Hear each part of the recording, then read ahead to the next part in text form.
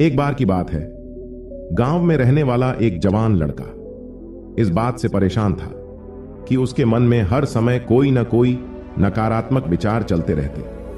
उसकी मन की बकबक कभी शांत नहीं होती। वह या तो अपने अतीत के बारे में सोचकर पछताते रहता कि मैंने इस काम को ऐसे कर दिया होता, उस काम को वैसे कर दिया होता, या फिर वह अपने भविष्य के बारे में सोच सोच कर डरा रहता कि कहीं ऐसा हो गया तो क्या होगा, कहीं मैं असफल ना हो जाऊं, कहीं मुझसे कोई गलती ना हो जाए जिसकी वजह से लोग मेरा मजाक उड़ाना शुरू कर देंगे। और ऐसे ही कई सारे नकारात्मक विचार आते रहते, या वह सफलता से भरे विचार उसके मन में हर समय चलते रहते थे। वह हमेशा ही विचारों में खोया रहता और अंदर से डरा हुआ सा रहता। फिर उसे किसी ने बताया कि यहां पास के जंगल में एक बौद्ध भिक्षु रहते हैं, तुम उनके पास जाओ, वह तुम्हारी इस मानसिक समस्या का समाधान अवश्य कर देंगे। वह लड़का उन बौद्ध भिक्षु के पास जाता है और वह अपनी सारी समस्या उन्हें बताता है। बौद्ध भिक्षु उस लड़के की बात पूरे ध्यान से सुनते हैं और कहते हैं कि तुम मुझसे क्या जानना चाहते हो। लड़के ने कहा, मुनिवर, मैं अपने मन को खाली करना चाहता हूं। मैं आपसे यह जानना चाहता हूं कि मन को खाली और साफ कैसे करते हैं। तब बौद्ध भिक्षु ने कहा कि मन को खाली और साफ करना कोई 1-2 दिन का काम नहीं है, यह बहुत ही लंबी प्रक्रिया, कठिन है। तो क्या तुम इसके लिए तैयार हो? लड़के ने कहा, हां मुनिवर, मैं कितनी भी बड़ी प्रक्रिया से गुजरने के लिए तैयार हूं। बौद्ध भिक्षु ने कहा, मन को नकारात्मक विचारों से दूर रखने के 6 तरीके हैं। तुम ध्यान से सुनना, मैं आज तुम्हें इन 6 तरीकों के बारे में बताऊंगा।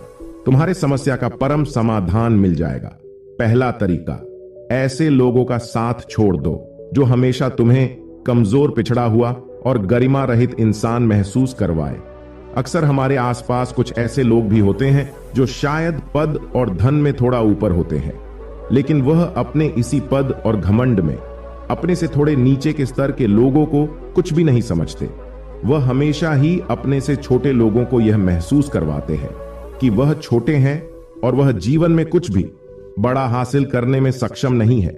इसके अलावा कई बार हमारे कुछ मित्र और परिवार के सदस्य भी ऐसे होते हैं जो अक्सर हमें छोटा महसूस करवाते हैं, हमें नीचा दिखाने की कोशिश करते हैं, लोगों के सामने हमारा मजाक बनाते हैं।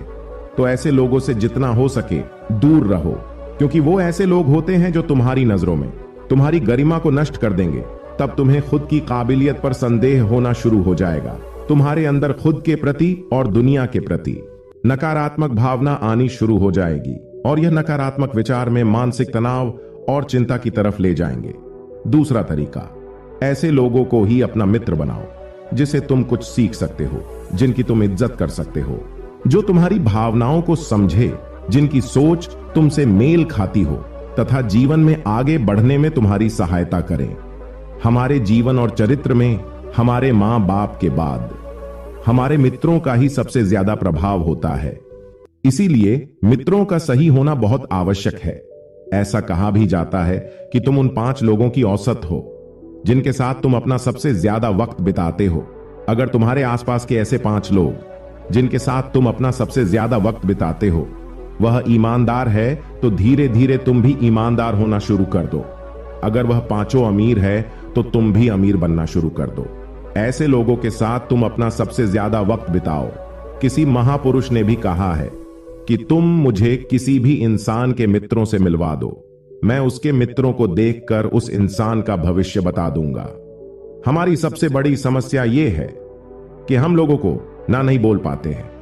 हम ऐसे लोगों से भी ना नहीं बोल पाते हैं जिन्हें हम अपनी जिंदगी में नहीं चाहते, और फिर हम ना चाहते हुए भी नकारात्मक लोगों के साथ अपना वक्त बिताते रहते हैं। इसीलिए हमें सबसे पहले उन लोगों को अपनी जिंदगी से ना बोलना है जिनके लिए हमें लगता है कि अगर ये हमारी जिंदगी में ना हो तो शायद हम ज्यादा खुश रहेंगे। तीसरा तरीका, वर्तमान में जियो। भिक्षु ने लड़के की तरफ इशारा करते हुए कहा कि तुम अपना अतीत नहीं बदल सकते, लेकिन तुम वर्तमान अवश्य बदल सकते हो। इसलिए पूरी तरह से वर्तमान में रहते हुए उन चीजों और कामों पर ध्यान दो जो तुम्हारे नियंत्रण में है, जिन्हें तुम आज कर सकते हो, जिन्हें तुम आज बदल सकते हो। तुम मेरी एक बात हमेशा याद रखना, कि वर्तमान में रहकर ही भविष्य को संवारा जा सकता है, इसलिए वर्तमान में जीने की आदत डालो। चौथा तरीका, स्वस्थ और ताजा खाना खाओ। हमारा शरीर ऊर्जा से चलता है और हम जैसा खाना खाएंगे वैसे ही ऊर्जा हमारे शरीर को मिलेगी और फिर वैसा ही हमारे शरीर और मन का व्यवहार भी होगा। अगर तुम कोई ऐसा भोजन ग्रहण करते हो जिसमें खुद कोई जीवंतता नहीं है, साथ ही अगर शरीर स्वस्थ नहीं है, तो हमारा मन भी प्रसन्न नहीं रह सकता। जब स्वस्थ और कमजोर होता है तो मन में बहुत से नकारात्मक और हीनता के विचार आते हैं। कहा भी जाता है कि स्वस्थ शरीर में ही स्वस्थ मस्तिष्क का निवास होता है, इसलिए शरीर को स्वस्थ और मजबूत रखना हमारी जिम्मेदारी है। पांचवा तरीका, ध्यान किसी के साथ नहीं, हमेशा अकेले ही करो। ध्यान करने का सबसे उपयुक्त समय सुबह या फिर रात में सोने से पहले होता है, लेकिन अगर तुम्हें आसानी से ध्यान के गहराई में जाना है तो रात का समय सबसे उपयुक्त होता है। रात में सोने से पहले ध्यान करने से नींद में भी सुधार होता है और गहरी नींद आती है। ध्यान करने के लिए तुम अपनी सांसों पर ध्यान केंद्रित कर सकते हो या फिर अपने मन में उठने वाले विचारों पर भी ध्यान दिया जा सकता है। मन में उठने वाले विचारों पर ध्यान देने से ध्यान करने वाले को ज्यादा फायदा होता है, क्योंकि इससे आसानी से गहरे ध्यान में उतरा जा सकता है। अगर तुम ध्यान नहीं कर सकते हैं तो रोज कुछ समय खुद के साथ अकेले में बिताओ। खुद के व्यवहार को जानने की कोशिश करो। यह देखने की कोशिश करो कि मन में किस तरह के विचार उठ रहे हैं। जब तुम लंबे समय तक ध्यान करते हो और अपने साथ अकेले ही वक्त बिताते हो तो तुम धीरे धीरे कुछ जानना शुरू कर देंगे। तुम्हारे अंदर एक ठहराव आ जाएगा, तुम्हारा उतावलापन कम हो जाएगा, तुम कम बोलते हो, आसपास की चीजों पर ध्यान ज्यादा देते हो, जिससे आप ज्यादा शांत और स्थिर रहते हो, जिससे तुम्हारा आकर्षण साहस बढ़ जाएगा। तुम सैकड़ों के भीड़ में भी अलग दिखोगे और सबसे बड़ी बात, ध्यान करने से तुम्हारे मन में विचारों की तीव्रता कम हो जाएगी, जिससे तुम्हारे मन में नकारात्मक विचार कम आएंगे। छठा तरीका, नए नए जगहों पर घूमने जाओ। एक बहुत ही पुरानी कहावत है, एक लंबी यात्रा आपको सैकड़ों किताबों से भी ज्यादा ज्ञान दे देती है। तुमने देखा होगा कि बौद्ध भिक्षु साल के 9 महीने लगातार घूमते ही रहते हैं।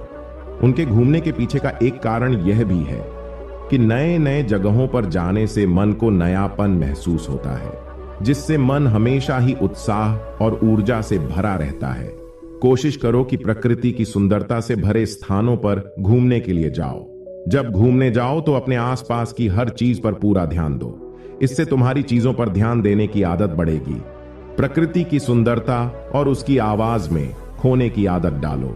वर्तमान में जियो और अतीत में की गई गलतियां और सारी चिंताओं को भूल जाओ। साथियों, बस यही था मन को खाली करने के महत्वपूर्ण सूत्र, जिससे आप अपने दिमाग को खाली कर सकते हो। साथियों, ये कहानी आपको कैसी लगी और इस कहानी से आपने क्या सीखा, हमें नीचे कमेंट बॉक्स में कमेंट करके जरूर बताएं। मिलते हैं एक और नई मोटिवेशनल कहानी के साथ। तब तक के लिए धन्यवाद।